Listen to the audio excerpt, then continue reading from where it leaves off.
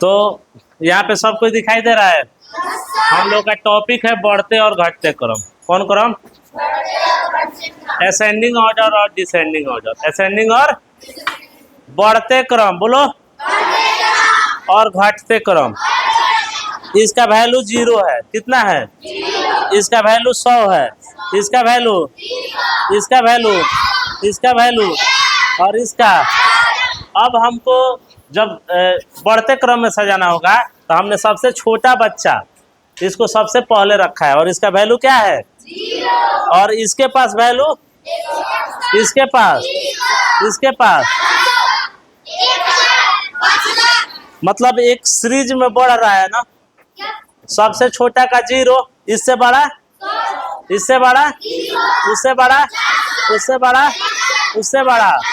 अगर हम सबको मिला दे, सबको मिला दे, आ जाओ सब गोला बना दो।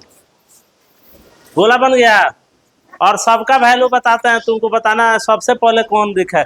बढ़ते क्रम में ये सबसे पहले रहेगा।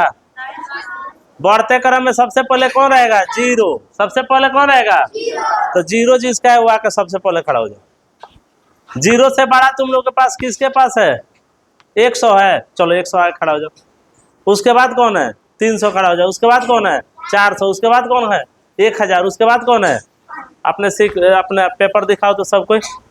सबसे छोटा 0, सबसे छोटा 0 से बड़ा, 100 से बड़ा, 300 से बड़ा, 400 से बड़ा, 1000 से बड़ा।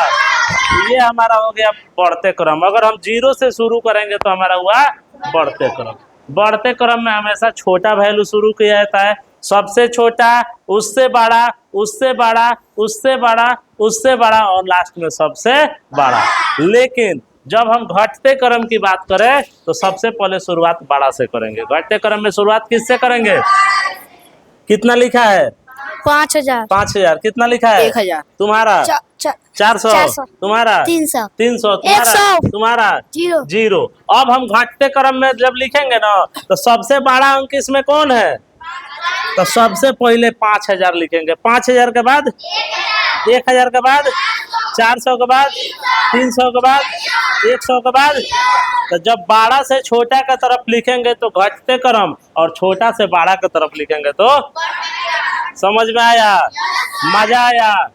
ताली बजा दो।